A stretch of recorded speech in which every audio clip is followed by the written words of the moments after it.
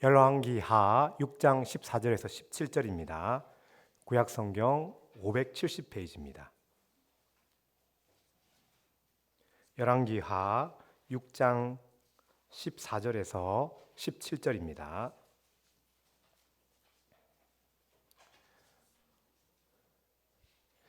다 찾으신 줄 알고 한 절씩 교독하시겠습니다. 왕이 이에 말과 병거와 많은 군사를 보내매 저희가 밤에 가서 그 성을 에워쌌더라.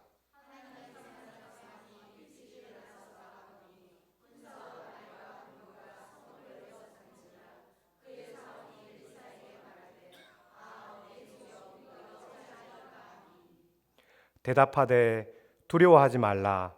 우리와 함께한 자가 저와 함께한 자보다 많으니라 하고,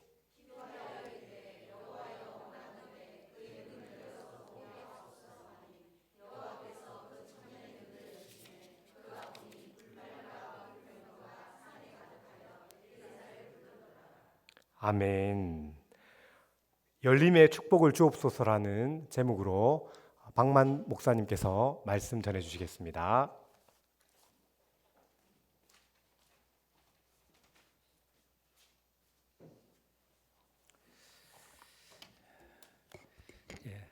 점심 다들 잘 드셨어요?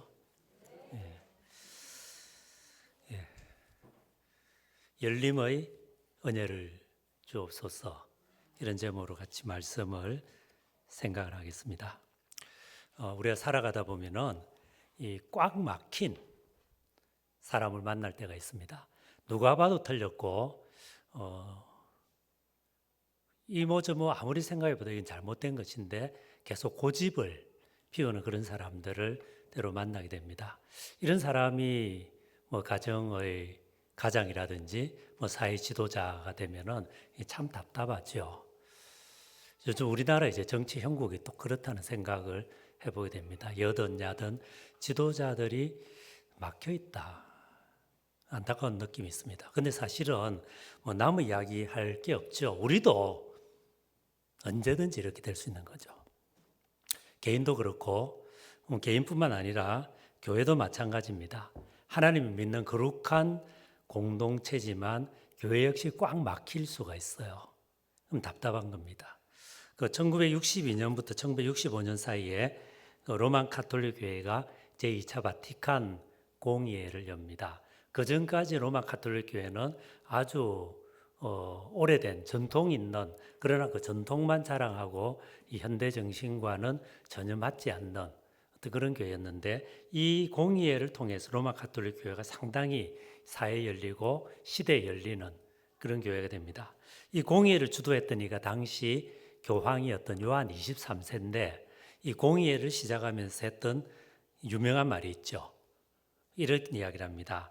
저 닫힌 창문을 열어 신선한 바람이 들어오게 하라. 굉장히 멋있는 표현이죠. 저 닫힌 창문을 열어 신선한 바람이 들어오게 하라. 이건 우리 개인이든 교회든 사회든 마찬가지입니다. 열려 있어야 살아요. 열려 있어야 삽니다.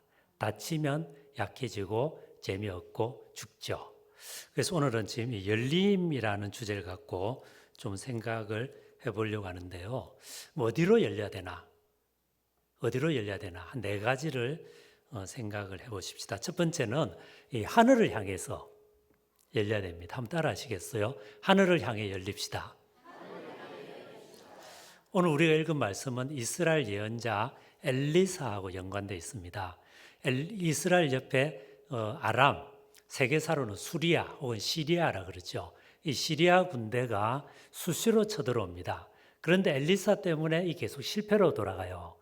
그러다 보니 사실을 알고 이제 수리아의 왕이 일단 엘리사부터 잡아야겠다 싶어서 엘리사가 있는 그 마을로 군대를 보냅니다. 아침에 일어나 보니까 엘리사 사환이 이 사방에 아람 군대가 진을 치고 언제든지 쳐들어올 만한 그런 상황이죠. 그래서 겁이 잔뜩 나서 선생님한테 말합니다. 선생님, 큰일 났습니다. 아람 군대가 우리를 금방이라도 잡을 것 같습니다. 그때 이제 엘리사 하는 말이, 그렇지 않다. 우리와 함께 있는 이가 저들과 함께 있는 이들보다 훨씬 많다. 그렇게 하면서 하나님께 기도했더니 하늘이 열리고 이 청년이 자기들을 지키고 있는 천군 천사를 보게 됐다. 그런 내용입니다. 우리가 뭐 잘 아는 그런 내용이죠.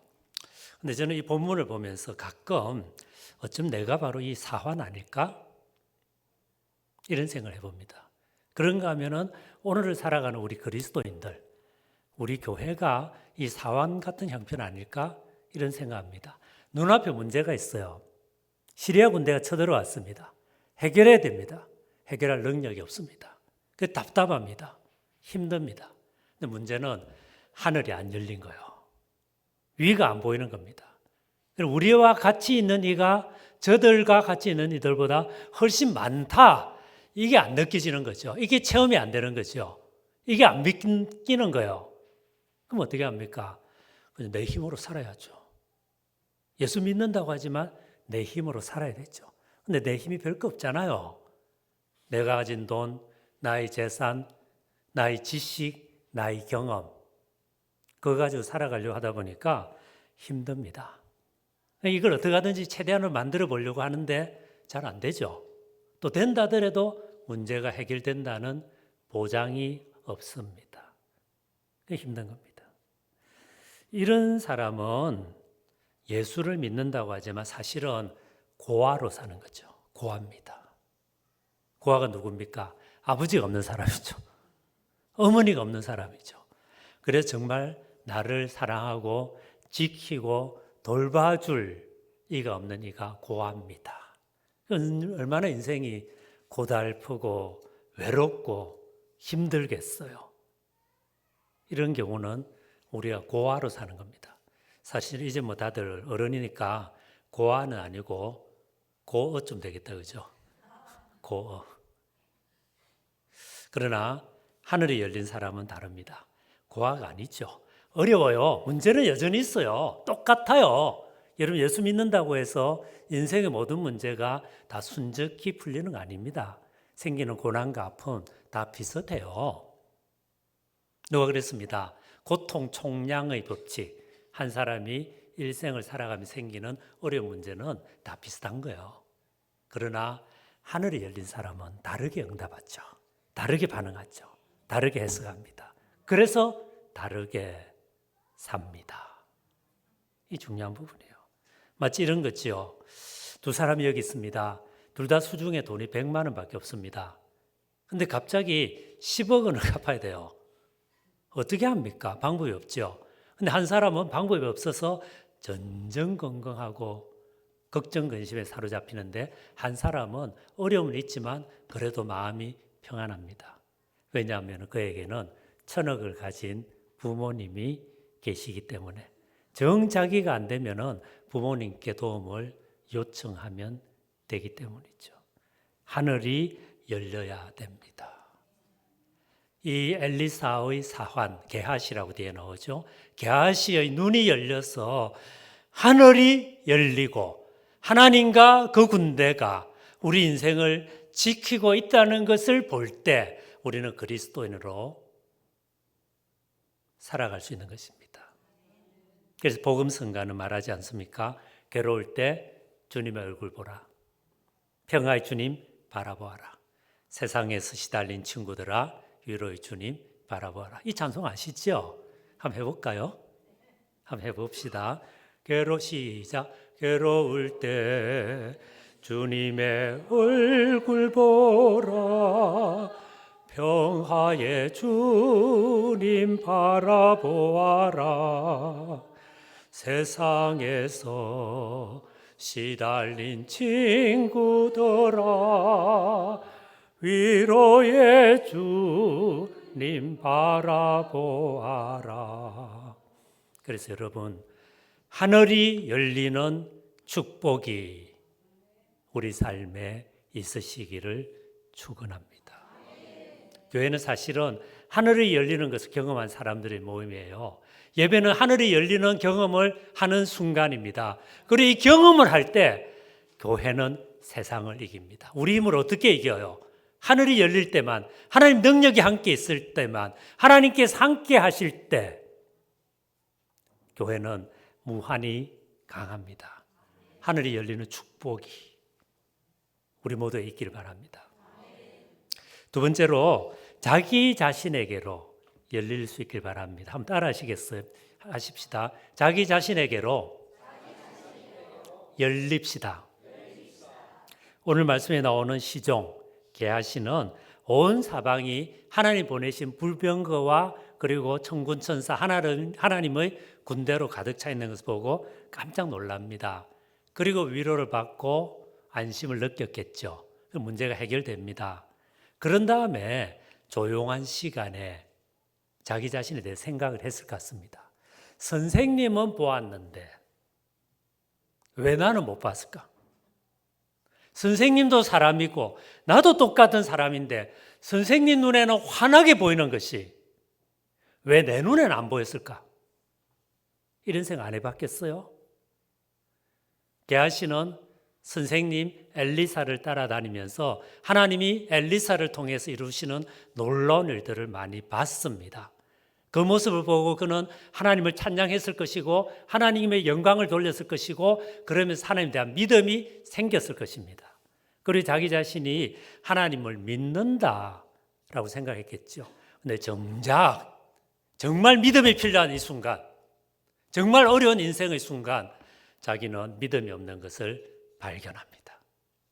믿음이 없는 자기 자신을 발견하고 나의 믿음이라고 하는 것은 아무것도 아니었구나 라고 자기를 향해서 열리게 돼요.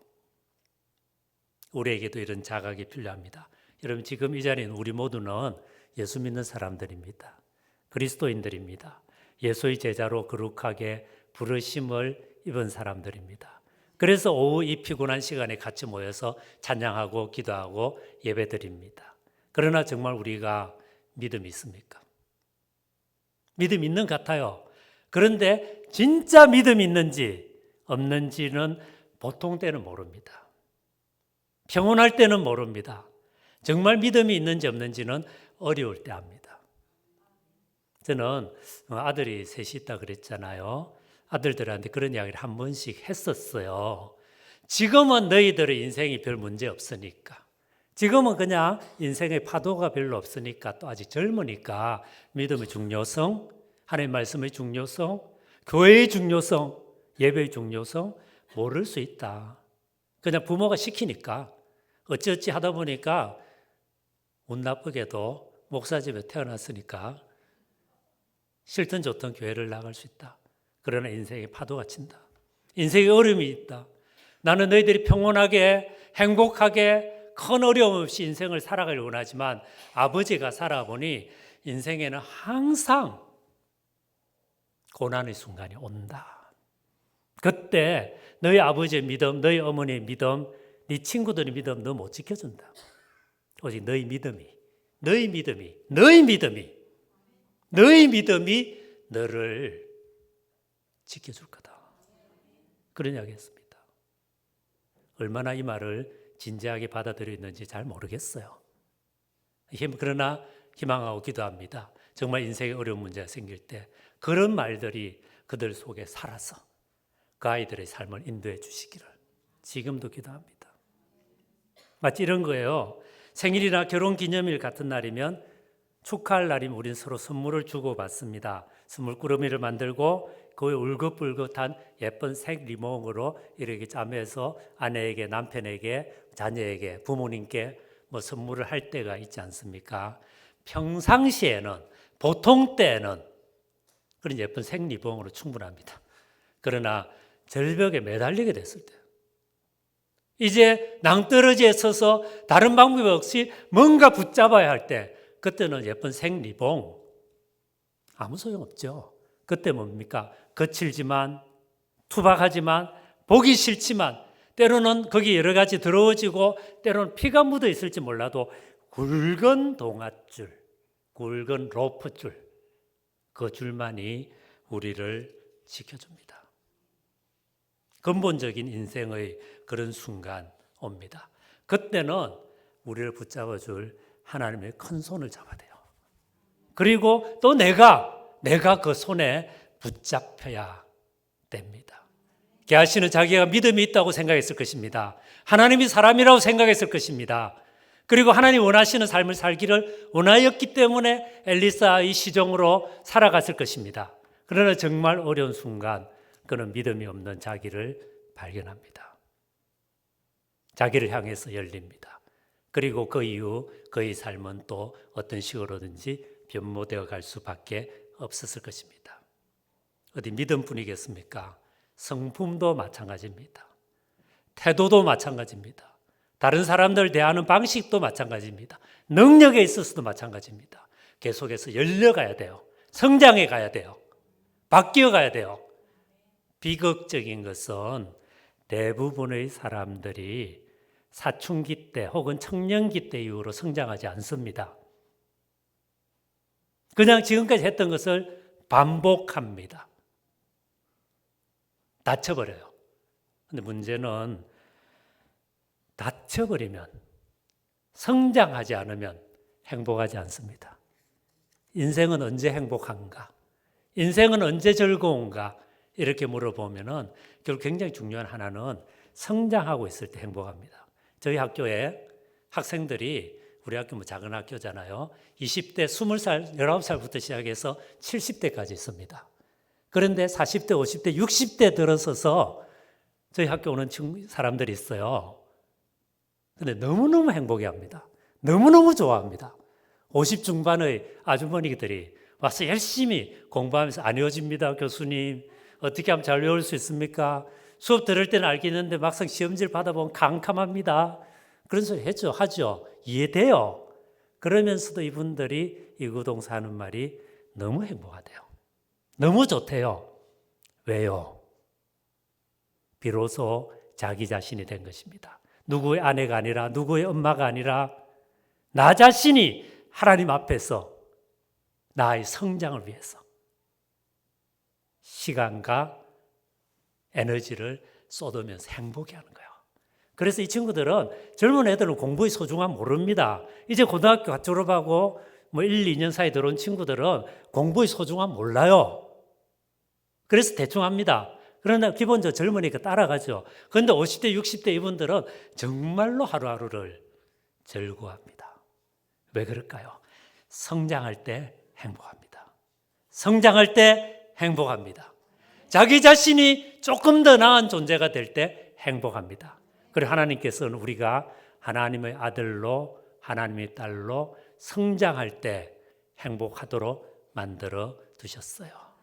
그래서 여러분, 믿음이든지 능력이든지 대인관계든지 모든 면에서 조금씩 나아지는 사람, 조금씩 더 성장하는 사람, 어제보다 0.5%라도 괜찮아지는 사람, 그걸 인생의 목표로 삼으십시오.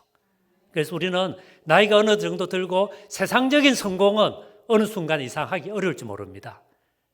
그러나 개인적인 성숙은 죽을 때까지 할 수 있습니다. 그리고 사람이 40이 지나고 50이 지나면은 물론 세상적인 성공도 하면 좋겠지만 그것이 어렵다 하더라도 성숙은 할 수 있습니다. 성공은 외적인 것이고 성숙은 내적인 것입니다. 나의 말투, 대인관계, 그리고 나의 시간 사용, 모든 것에 성숙할 수 있습니다. 여러분, 여기 있어서 이제 찬송을 인도하시는 귀한 그런 어떤 수고하시는 분들, 여러분의 목소리를 더 아름답게 담으십시오. 누가 들어도 프로페셔널하게, 아름답게. 우리가 성악가가 아니니까 갑자기 그렇게 될 수는 없을 것입니다. 그러나 지난주 인도보다 1% 더 좋게 할 수 있습니다. 그리고 그런 것들이 쌓이면 6개월 후는 훨씬 잘할 수 있습니다. 드럼 마찬가지예요. 피아노 마찬가지예요. 할 수 있습니다. 성장할 때 행복합니다. 자, 세 번째로 이웃에게로 열릴 수 있길 바랍니다. 한번 따라 하시겠어요? 이웃에게로 열립시다. 오늘 말씀에서 이 엘리사의 사환이 이웃을 향해 열리게 되었다는 말은 특별히 없습니다. 그러나 하늘을 향해서 열린 사람, 자기 자신을 향해 열린 사람은 논리적으로 이웃을 향해서 열릴 수밖에 없습니다. 성숙할수록 나와 다른 사람도 품고 함께 갈 수 있습니다. 우리 사람들은 되게 비슷한 사람들과 같이 있을 때 편합니다. 그렇죠? 제가 전에 한번 재미있는 현상을 봤는데요. 요 김에 그 시립도서관을 한 번에 여러 번 저는 자주 가는데 어쨌든 갔는데 한참 이제 책을 좀 보다 보니까 이 나이별로 앉아 있어요.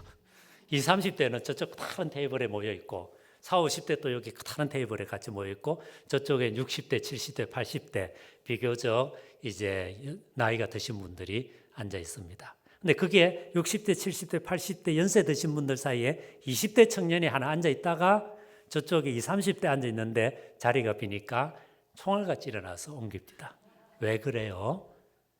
비슷한 사람과 함께 있으면 편한 겁니다. 그래서 학교에서도 보면은 이 강의실에 와서 앉아 있을 때 첫 주, 둘째 주 사이에 자기 자리를 이미 딱 확보합니다. 그 다음부터는 학기 끝날 때까지 그 근처에서 계속 앉아 있습니다. 출석을 부르다 보면은 딱 부르면서 저기서 답이 소리가 나오겠군 싶으면 저기 소리 납니다. 왜요? 사람은 친숙한 게 편한 거예요. 이 말을 뒤집어 말하면은 나와 다른 사람 불편하다는 것입니다. 나와 다른 사람 불편한 것입니다. 근데 문제는 뭡니까? 나와 다른 사람을 만날 때만 우리는 성장합니다. 나와 똑같은 사람을 만날 때는 성장이 아니고 성숙이 아니라 그냥 반복일 뿐입니다.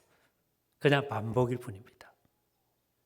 그래서 타자, 비트겐슈타인이라고 하는 철학자는 이 타자를 정의하기를 나와 삶의 문법이 다른 사람 이렇게 정의를 내렸어요. 타자는 누구냐? 나와 삶의 문법이 다른 사람.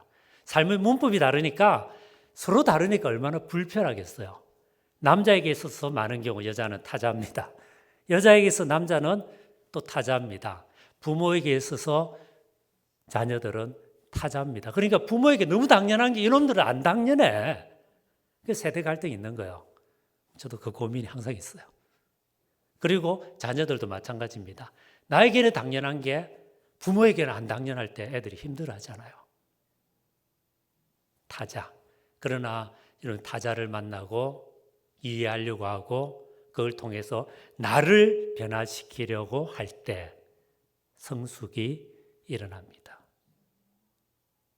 그래서 나와 다른 사람, 그 사람들을 통해서 오히려 우리는 자라는 거죠. 그러다 마침내 이제 성인 수준이 되면은 모든 사람을 편하게 맞아들여야 됩니다. 예수님, 부처님, 공자님, 뭐 이 정도가 되면은 아무도 가리질 않죠. 모든 사람이 그냥 다 들어오는 겁니다. 예수님 생을 보면은 너무나 놀랍습니다. 하나님 나라를 외치고 그 사역을 하는 그 어렵고 복잡하고 바쁜 와중에도 예수님을 보면은 어떤 사람을 만날 때 이 세상에 오직 그 한 사람만이 존재하듯이 온 신경을 다 써서 그 사람을 품으시고 그 사람을 안고 그 사람의 문제에 집중하다 보니까 그 사람의 삶이 바뀌어버립니다. 나사로의 삶이 바뀌고 가늠하다 잡힌 여인의 삶이 바뀌고 오른편에 달려있던 강도의 삶이 그 짧은 십자가에 매달린 그 순간에도 그의 삶이 바뀝니다. 예수님은 철두철미하게 이웃을 향해서 열려있었던 분입니다. 우리는 그 정도 안 되죠. 그러나 성숙한다는 것은 나와 다른 삶의 문법이 다른 사람을 만나고 배우고 그 불편함을 감수하고 그러면서 함께 변화되어가는 여러분, 그리고 그게 교회입니다. 그게 교회입니다. 그게 교회입니다. 여러분, 교회 안에서 같이 지나면서 미운 사람 있죠? 마음 안 맞는 사람 있죠? 저 인간만 없으면 나 교회 생활하기 편하겠다 이런 사람 있어요? 차마 근데 말 못하겠죠?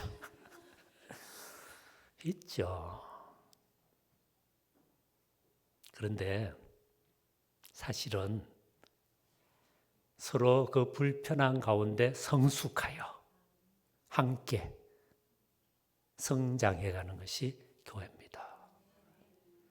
이런 이야기를 할 때 설교자의 고민은 이거예요. 지는 못하는데 해야 되는 말, 그게 맞기 때문에, 맞는 말이기 때문에, 옳은 말이기 때문에, 진리이기 때문에 해야 되는 부분 있거든요. 저도 힘들어요. 그러나 그 길을 가야 됩니다. 그게 교회입니다. 이웃을 향해서 열리는 축복이 있으시길 바랍니다. 마지막 이제 네 번째로요. 미래로 향해서 열려 있을 수 있길 바랍니다. 한번 따라해 보시겠어요? 미래를 향해서 열립시다. 하늘을 향해 열리고 자신을 향해 열리고 이웃을 향해 열렸던 이 시종은 미래로 열렸을 것입니다. 물론 오늘 성경에는 뭐 미래로 열렸다 이런 이야기 없습니다. 그러나 논리적 구조상 하늘이 열린 사람, 자기 자신을 발견한 사람, 그래서 이웃을 향해 열린 사람은 언제나 미래를 향해서 열리게 되어 있습니다. 여러분, 사는 게 힘들잖아요. 근데 왜 사는 게 힘들까?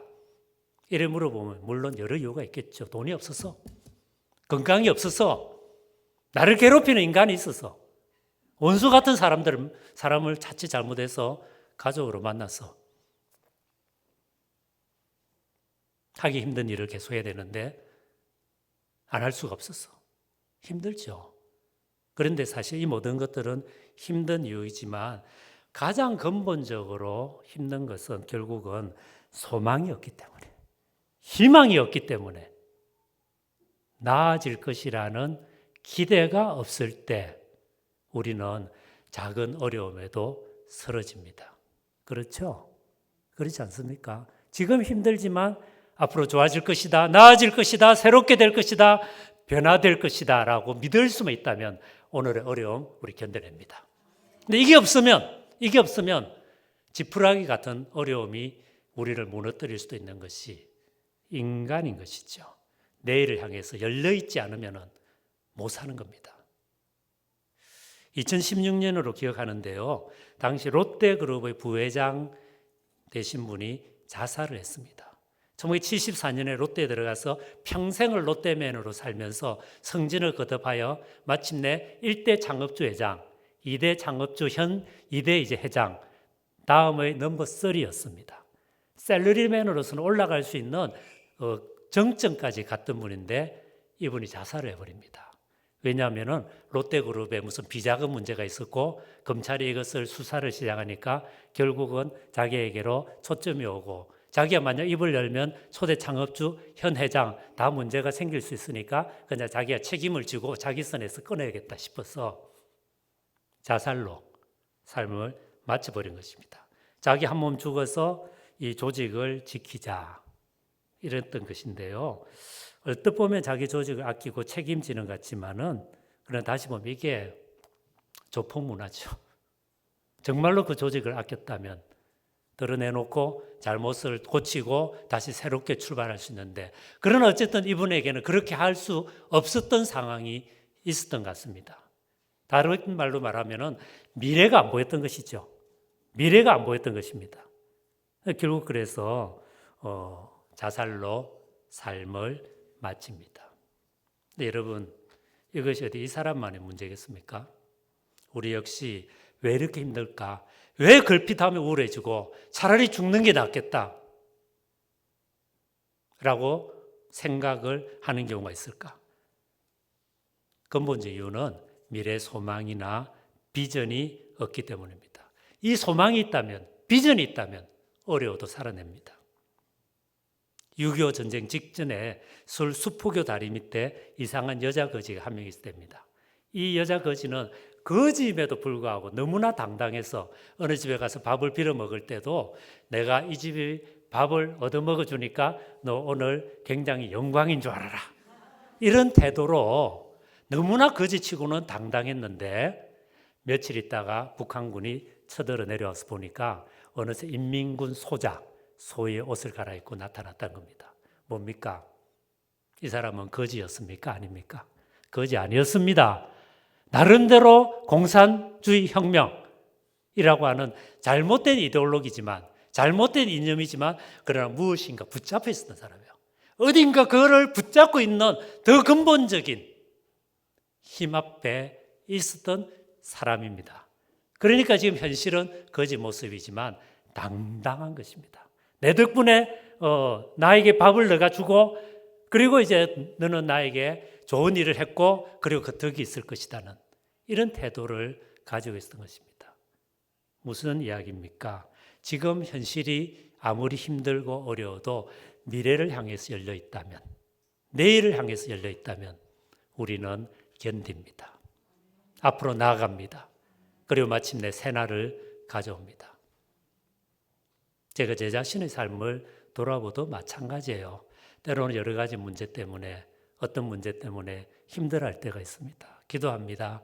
기도 응답이 더뎌 오기 때문에 낙심할 때가 있습니다. 그때 제가 제 자신을 보면 거의 예외 없이 미래에 대해서 차단되어 있습니다. 그리고 그때 제가 잃어버리고 있는 것은 무엇입니까? 소명과 사명입니다. 소명과 사명입니다. 하나님께서 나를 부르셨다는 이 소명의식. 나를 따라오너라. 내가 너로 사람을 낚는 어부가 되게 해주마라고 주님께서 제자들을 부르셨듯이 당신의 시간대에 저를 부르셨는데, 거룩하게 나를 부르셨는데 이 소명의식을 잃어버렸을 때, 그리고 주님께서 저에게 어떤 일을 맡기면서 그 일에 대해서 너가 열심히 하라, 그 일을 너에게 맡긴다, 그걸 통해서 하나님 나라를 확장하는 일에 헌신하라고 주님께서 사명을 주셨는데 그 사명이 약해졌을 때 예외 없이 미래를 향해서 차단되었을 때 저희 삶은 힘들었습니다.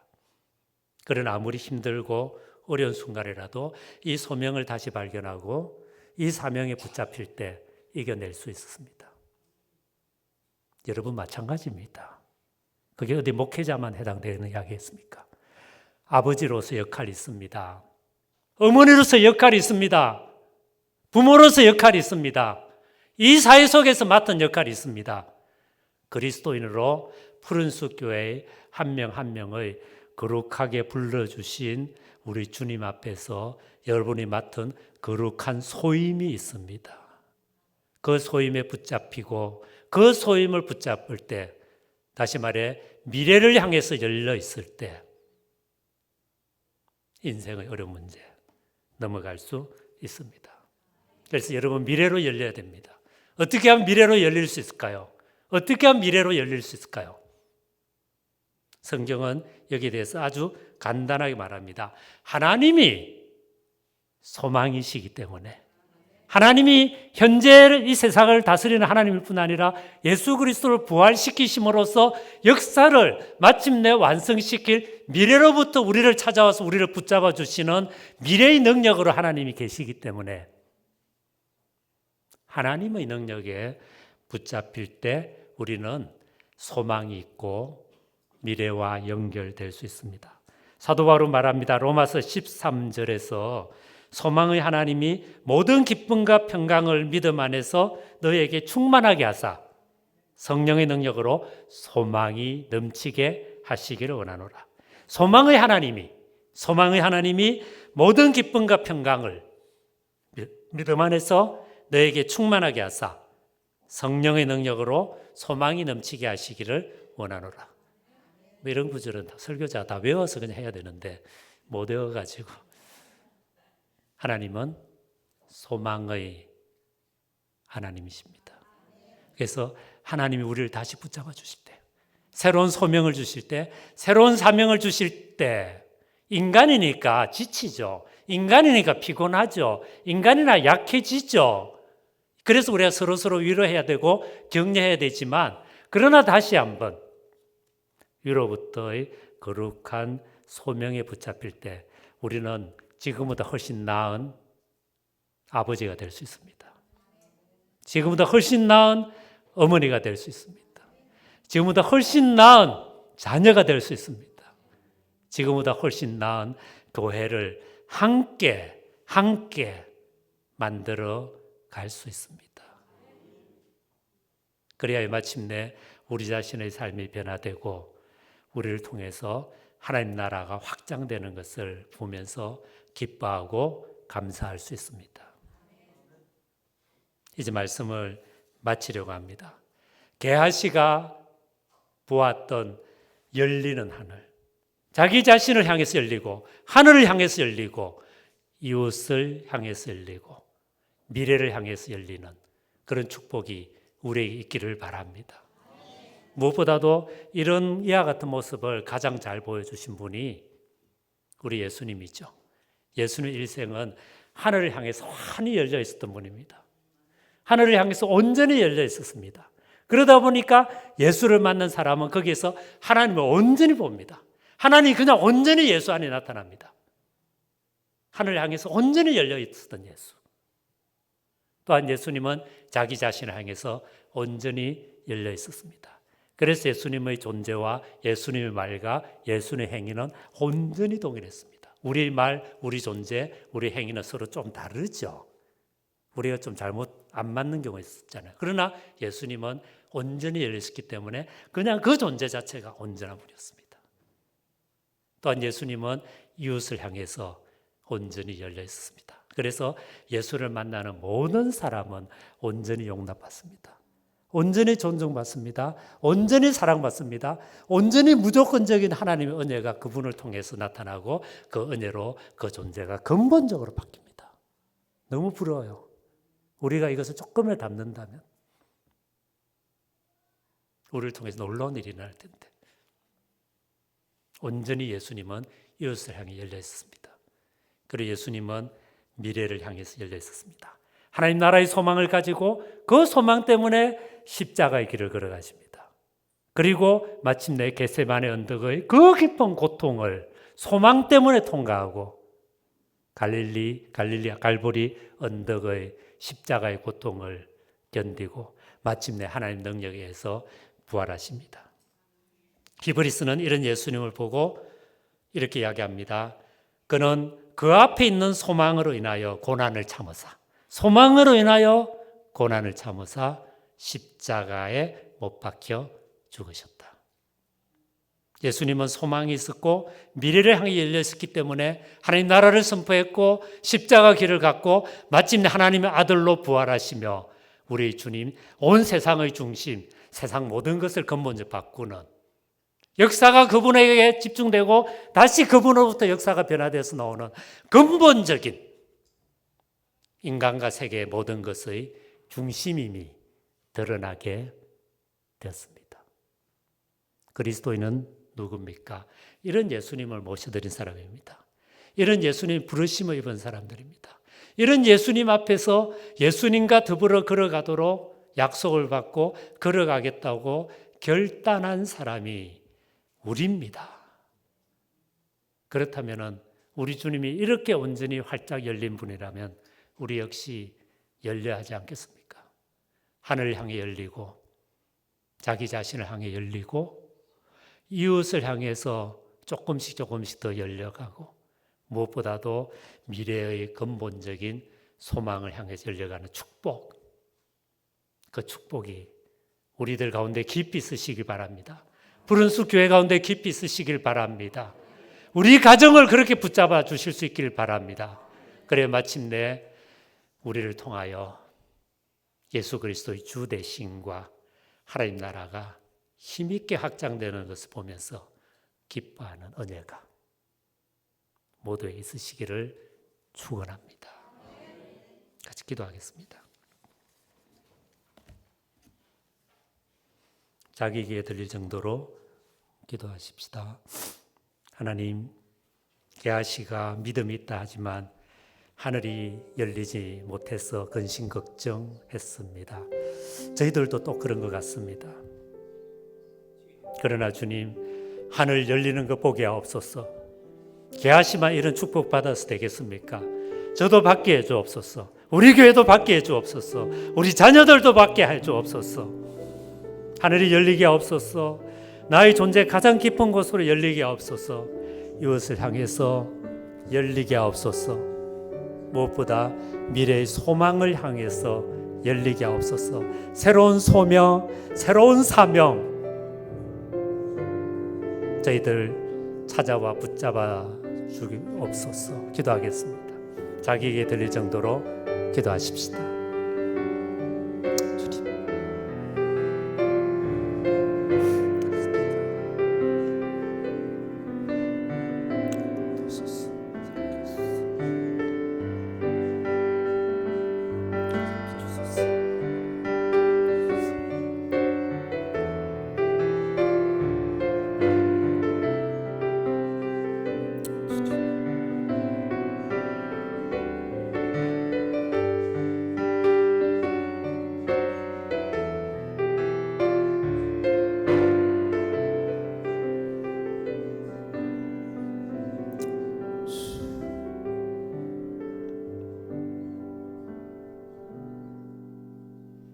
걸어가신 주님, 게하시의 눈을 열어서 하늘을 보여주신 우리 하나님, 저희들의 삶 속에도 찾아오셔서 수시로 하늘이 열리는 은혜를 주옵소서.